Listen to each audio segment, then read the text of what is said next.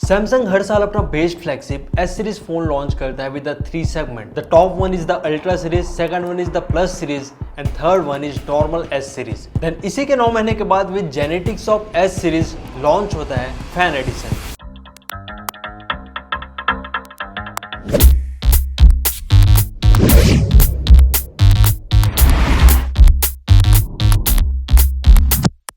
आज मैं रिव्यू करने जा रहा हूं Samsung Galaxy S24 FE, the most selling mid flagship smartphone. ये फोन 60,000 के प्राइस पॉइंट में लॉन्च हुआ था इन द मंथ ऑफ सितंबर 2024, लेकिन रिसेंटली ये फोन को मैंने 35,000 में परचेस किया है फ्लिपकार्ट सासा ले ले सेल। सो पिछले 10 दिन से फोन को मैं यूज कर रहा हूँ। So I just want to give my real life experience. Starting from the in hand feel phone काफी ज्यादा अच्छा लगता है, प्रीमियम फील प्रोवाइड करता है। बट हाँ, मैं आईफोन 13 यूज करता था तो उस कंपेयर में मेरे को फोन थोड़ा बड़ा लगा, क्योंकि 6.7 इंच के फॉर्म फैक्टर के साथ आता है। ये फोन एल्यूमिनियम फ्रेम के साथ आता है। यहाँ पर मेरे को फ्लैट कर्व डिजाइन देखने को मिला एंड मैंने ग्रेफाइट कलर परचेस किया है। दिखने में काफी क्लासिक तो लगता ही है। इस फोन का बैक ग्लास फिनिश के साथ आता है एंड फोन का बैक ग्लास होने के कारण थोड़ा स्लिपरी भी हो जाता है। यहाँ पर फिंगरप्रिंट मैग्नेट्स भी इजीली लग जाते हैं। सो एडवाइस यही रहेगी, एक अच्छा कवर में जरूर इन्वेस्ट कर लेना। एंड ये फोन का बैक एंड फ्रंट दोनों में आपको cornering gorilla glass Victus plus का प्रोडक्शन देखने को मिलता है। और ना चाहते हुए भी ये फोन का ड्रॉप टेस्ट हो गया। एजेस में मेरे को डेंट्स नजर आए,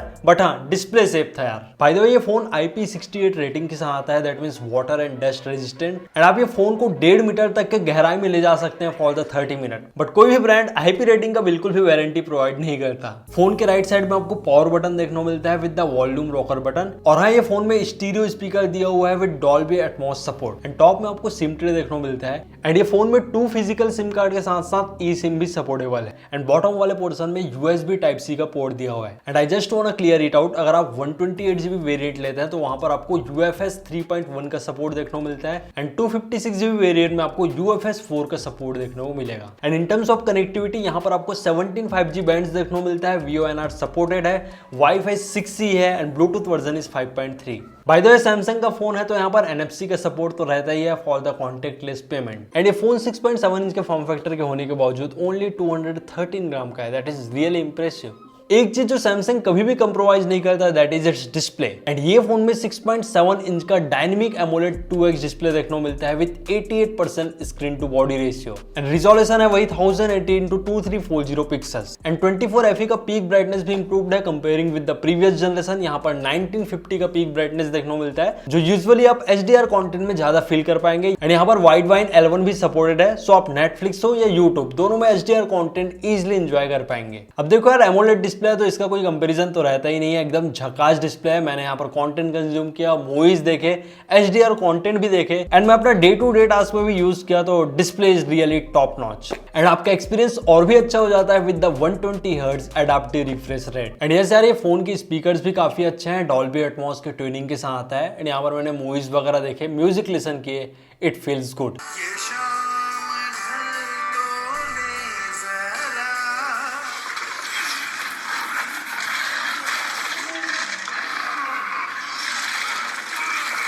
एंड फॉर योर सिक्योरिटी यहाँ पर ऑप्टिकल फिंगरप्रिंट सेंसर देखने को मिलता है and it really works well. And यहाँ पर हैप्टिक में भी सैमसंग ने काफी अच्छा काम किया। जब मैं टाइप कर रहा था तो इट रियली फील्स गुड यार। जनरली फैन एडिशन में हमको लोअर क्लास का प्रोसेसर देखने को मिलता था, बट अभी क्या हुआ है, जो S24 में प्रोसेसर है वही प्रोसेसर दिया हुआ है विद द माइनर चेंजेस। और वो चेंजेस किया गया बाय एडिंग E। यहाँ पर आपको Exynos 2400E प्रोसेसर देखने को मिलता है और जो मेजर चेंजेस है वो है क्लॉक फ्रीक्वेंसी में। तो Exynos 2400 का मैक्सिमम बूस्ट क्लॉक फ्रीक्वेंसी है 3.2 GHz एंड Exynos 2400E का मैक्सिमम बूस्ट क्लॉक फ्रीक्वेंसी है 3.1 GHz। एंड ये फोन में Eclipse 940 का GPU दिया हुआ है।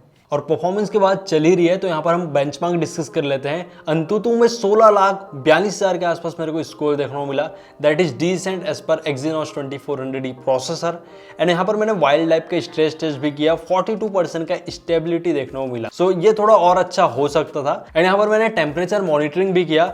जो मिनिमम टेम्परेचर था वो था 32 डिग्री सेल्सियस एंड मैक्सिमम मेरे को स्ट्रेस टेस्ट के दौरान 47 डिग्री सेल्सियस का टेम्परेचर देखने को मिला। That is okay as per this Exynos processor. बाकी phone normal day to day task, content consumption, gaming ये सब में स्टेबल ही था। ऐसे मेरे को कोई भी थ्रॉटलिंग या जिटर नजर नहीं आया। एंड ये फोन का आप कोई भी वेरिएंट ले लो, वेदर इट इज 128, 256 या 512, आपको 8 GB का ही यहाँ पर मेमोरी देखने को मिलता है। एंड Geekbench 6 में 2100 का सिंगल कोर स्कोर देखने को मिला and multi core score is 6419। बाकी UFS 3.1 का सपोर्ट है, तो मैंने यहाँ पर स्टोरेज टेस्ट भी किया। रीड स्पीड निकल के आया 1824 Mbps and right speed is around 680 Mbps। Usually लोगों को ना एक्सिनोस प्रोसेसर को लेके बहुत ज्यादा कंसर्न रहता है, लाइक हीटिंग इशू हो गया, लॉन्ग टर्म में कैसा बैटरी बैकअप मिलेगा। बट टू बी ऑनेस्ट मैं अपना एक्सपीरियंस शेयर करना चाहूंगा। यहाँ पर मैंने BGMI प्ले किया तो मैक्सिमम सेटिंग्स यहाँ पर अवेलेबल थे, वो था ultra HDR plus ultra. But for the better gameplay I will suggest to play in the HDR plus extreme setting. और गेम प्ले काफी अच्छा था एंड मैं एयर कंडीशन रूम में गेम प्ले कर रहा था, तो कोई भी हीटिंग इश्यूज नहीं थे। बट हाँ, ये फोन को आप विदाउट एसी या आउटडोर यूज करोगे तो स्लाइटली आपको हीटिंग देखने को मिल सकता है। ओवरऑल गेमिंग एक्सपीरियंस डिसेंट था, बट ये फोन ना मिड लेवल का गेमिंग फोन है, नॉट फुली गेमिंग फोन। क्योंकि जब मैंने स्टेबिलिटी टेस्ट किया तो आपने देखा यार 42% के आसपास ही मेरे को स्टेबिलिटी देखने को मिला।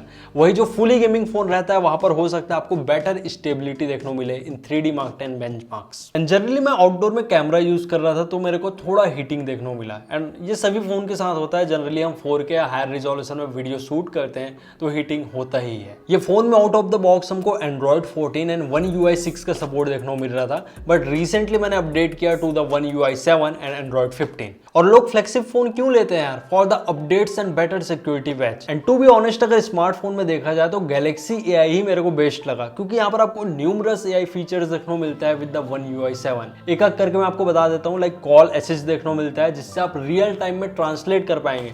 कोई चाइनीज, जापानीज किसी से भी बात करो, real time translation with One UI 7। Then आपको राइटिंग असिस्ट देखने को मिलता है, सो आप किसी को मैसेज करते हैं तो टोन बदल सकते हैं, लाइक प्रोफेशनल हो गया, कैजुअल हो गया, फॉर्मल हो गया। एंड आप ग्रामर चेक भी यहाँ पर कर पाएंगे। लाइव इंटरप्रेटर देखने को मिलता है, लाइक मैं किसी दूसरे फॉरेन कंट्री में गया हूँ जहाँ कोई इंग्लिश नहीं जानता ना हिंदी नहीं जानता, मेरे को बात करना भी है जापानीज में, देन मैं इंटरप्रेटर चालू कर दूंगा, एक बार उसका भाषा सुनेगा, फिर मेरे को जवाब देगा, मेरा सुनेगा, उसको जवाब देगा। भाई एकदम मेंटोस वाली बातचीत। देन नोट असिस्ट देखने को मिलता है, ट्रांसक्रिप्ट असिस्ट देखने को मिलता है, लाइक आप कॉल रिकॉर्डिंग को टेक्स्ट में भी कन्वर्ट कर पाएंगे। और सबसे बेस्ट तो इनका फोटो असिस्ट लगा, लाइक आप जनरेटिव एडिट कर सकते हैं, बैकग्राउंड से किसी को हटाना है सिंपल टैप करो, जनरेटिव फिल मारो, हट गया भाई साहब। पोर्ट्रेट स्टूडियो काफी अच्छा लगा, आप पोर्ट्रेट को एज ए स्केच यहाँ पर कन्वर्ट कर पाएंगे, डिफरेंट वेरिएशंस मिल जाते हैं। मैंने भी ट्राई किया यार, it really works well.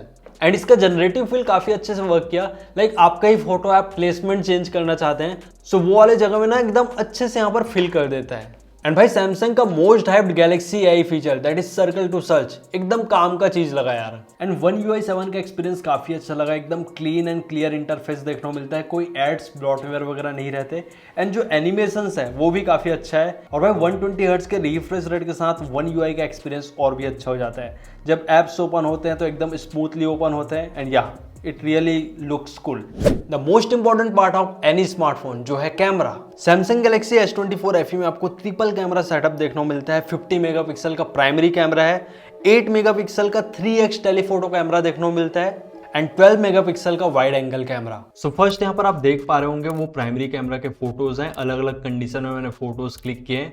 Dynamic range हो गया, हाईलाइट्स हो गया, शैडोज हो गया, ऑल आर वेल बैलेंस यार। एंड आपको एकदम सैमसंग वाला कलर टोन मिलता है जो थोड़ा वाइब्रेंट रहता है बेसिकली। अब मैं टेलीफोटो के सैंपल्स दिखाने जा रहा हूँ। ये 1x का फोटो है, ये 2x एंड ये 3x एंड ये 10x का सैंपल है। बेसिकली हमको 75 mm का टेलीफोटो लेंस देखने को मिलता है, 8 मेगापिक्सल का कैमरा है एंड डिटेलिंग मेरे को काफी अच्छा लगा इन टेलीफोटो लेंस।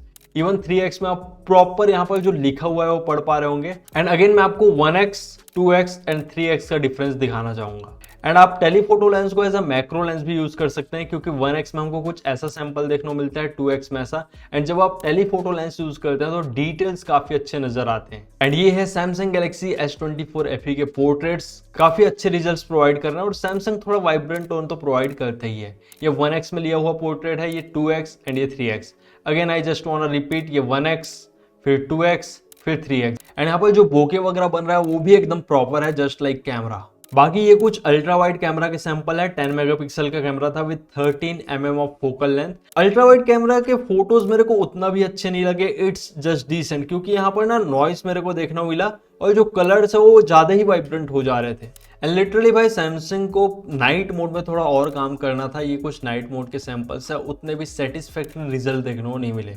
हाँ, बट जब 30x में मैं मून का फोटो ले रहा था तो AI के थ्रू काफ़ी अच्छे इमेज निकाल के दे रहा था। You can see the moon samples. And primary camera से मैंने रात में कुछ फोटोज लिए अपने सिस्टर्स के, तो आप देख पा रहे होंगे कितने अच्छे यहाँ पर कलर्स प्रोड्यूस किया है, टोन भी एकदम मेंटेन है और यहाँ पर भी अच्छे से डायनेमिक रेंज मेंटेन है। एंड रियली भाई ये फोन जो 3x ऑप्टिकल जूम में फोटो आउटपुट प्रोवाइड कर रहा था वो मेरे को काफी इंप्रेसिव लगा एज पर 35,000 फोन। बाकी S24 FE में आप मैक्सिमम 8K 30 FPS तक शूट कर पाएंगे। देन ये कुछ 8K 30 FPS के सैंपल है, आप देख पा रहे होंगे डिटेलिंग काफी अच्छा है, बट लिटरली यार ये मार्केट गिमिक है।